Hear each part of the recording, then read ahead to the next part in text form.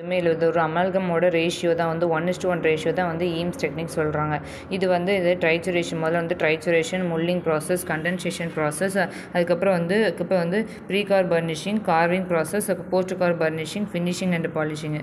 இதில் வந்து ட்ரைச்சுரேஷன் போடணும். பவுடர் ரேஷியோ வந்து ஈம்ஸ் டெக்னிக் போட்டுட்டு ட்ரைச்சுரேஷன் வந்து mixing of powder and liquid is done by the mortar pestle வச்சு நல்லா மிக்ஸ் பண்ணிடணும். அதுக்கப்புறம் முல்லிங் பண்ணணும். Mix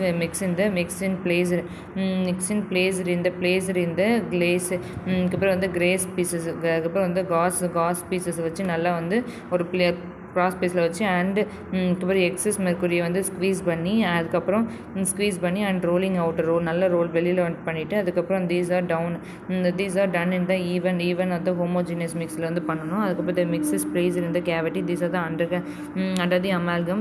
mix is placed under the அமால்கத்தில் வந்து பண்ணிவிட்டு நெக்ஸ்ட் வந்து என்ன சொல்கிறாங்கன்னா the excess material should be placed in the அதுக்கப்புறம் வந்து ஸ்லைட்லி அபோவ் த கேவிட்டிக்கு மேலே வந்து வச்சிடணும் அப்படி சொல்கிறாங்க.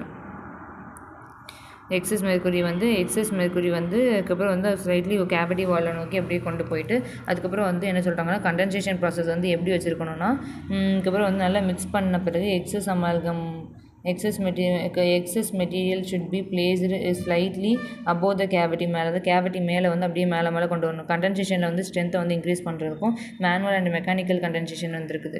அதுக்கப்புறம் mix with the condensation using the கண்டென்சர்லாம் இருக்குது. These are the pulling toward the cavity wall. அதுக்கப்புறம் வந்து ப்ரீகார் பர்னிஷிங் இருக்குது.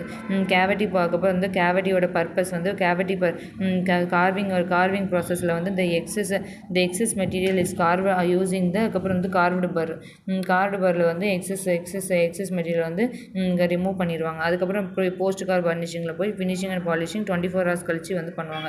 இப்போ வந்து இதோட ப்ராப்பர்ட்டிஸில் வந்து சும்மா ப்ராப்பர்ட்டிஸ்னு போட்டுக்கணும். ப்ராப்பர்ட்டிஸ்னு போட்டுட்டு டைமென்ஷனல் ஸ்டெபிலிட்டியாக இருக்குது. அதுக்கப்புறம் வந்து டைமென்ஷனல் ஸ்டெபிலிட்டின்னு ஒரு ஹெட்டிங் போட்டுக்கணும்.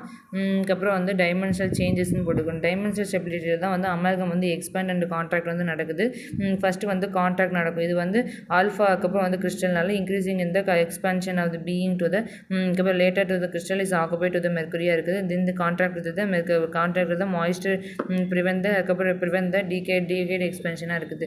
It's have as a construction is leads to the micro லீக்கேஜில் இருக்குது. அதுக்கப்புறம் இனிஷியல் எக்ஸ்பென்ஷன், டிலேட் எக்ஸ்பென்ஷன் இருக்குது. மைக்ரோ லீக்கேஜ் அதுக்கப்புறம் வந்து பிளேக் அக்குமுலேஷன், அதுக்கப்புறம் செகண்டரி கேரிஸில் இருக்குது. அதுக்கப்புறம் வந்து protection of the filling is leads to the excessive expansion that produces to the procedure to the pulp pre-operative sensitivity வந்து இருக்குது. அதுக்கப்புறம் டைமென்ஷனல் சேஞ்சஸ் வந்து 15 to 20 மைக்ரோமீட்டரில் வந்து இருக்குதுன்னு சொல்கிறாங்க. அதுக்கப்புறம் இதோட ஸ்ட்ரென்த்து வந்து வேறு எதுவுமே இல்லை. இதோட ஸ்ட்ரென்த் வந்து இது lack of adequate of the strength. இதோட ஸ்ட்ரென்த் வந்து lack of adequate of the strength resist to the microleakage வந்து ரெசிஸ்ட் பண்ணுறது இந்த ஃபோர்ஸ்னாலேயே. அதுக்கப்புறம் இந்த ரிஸ்டோரேஷன் வந்து weakness of the amalgam restoration பண்ணாங்க. மோஸ்ட் காமன் டிஃபெக்டாக வந்து மார்ஜின் ஆஃப் த அமால்கம். அதுக்கப்புறம் வந்து மோர் காமன் டிஃபெக்ட் இந்த மார்ஜின் ஆஃப் த அமால்கம் வந்து இருக்குது க்ரீப் அப்படின்னா வந்து டெஃபினேஷன் வந்து இது வந்து time dependent plastic deformation of the side of the folding of the ஸ்ட்ரெஸ்ன்னு சொல்கிறாங்க. இது வந்து க்ரீப் வந்து is occur in the solid material is slowly deformed to the plasticity. அதுக்கப்புறம் வந்து plastically is under to the influence of the stress. அதுக்கப்புறம் வந்து creepனா வந்து it causes to the amalgam and flow of the over time should be unsupported amalgam procedure. அதுக்கப்புறம் வந்து protector அடுத்து அதுக்கப்புறம் வந்து margin reactionல வந்து இருக்குது. The protected அதுக்கப்புறம் வந்து segment of the amalgam fracture in the low tensile strength and onset of the corrosion இருக்குது. இப்போ tarnish and corrosion resistance வந்து என்ன சொல்கிறாங்கன்னா amalgam resistance வந்து tarnish and corrosion resistance வந்து என்விரான்மெண்ட் மூலியமாக அது galvanic corrosion வந்து டயக்ராம் போட்டுக்கலாம். அட்வான்டேஜஸ் வந்து வேறு எதுவுமே இல்லை.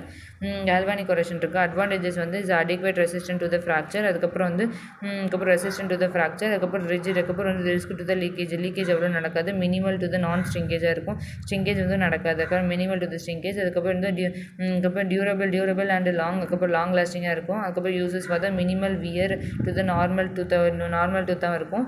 அதுக்கப்புறம் வந்து மோர் எலக்ட்ரிக் அதுக்கப்புறம் வந்து என்னதுன்னா more economical இருக்கும். Alternative to the posterior restoration of the gold restoration of the cast வந்து பண்ணுது. காம்போசிட் வந்து பண்ணுது. செல்ஃப் சீலிங்காக வந்து இருக்குது.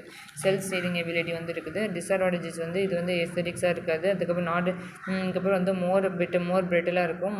அதுக்கப்புறம் வந்து ஃப்ராக்சர் டு த அதுக்கப்புறம் inadequate to the it improve to the long lasting. These are the அதுக்கப்புறம் வந்து correction is with the strain. These are the galvanic corrosion is contact with the galvanic corrosion is galvanic corrosion வந்து contact வந்து கொரேஷனாக வந்து இருக்குது அப்படி சொல்கிறாங்க.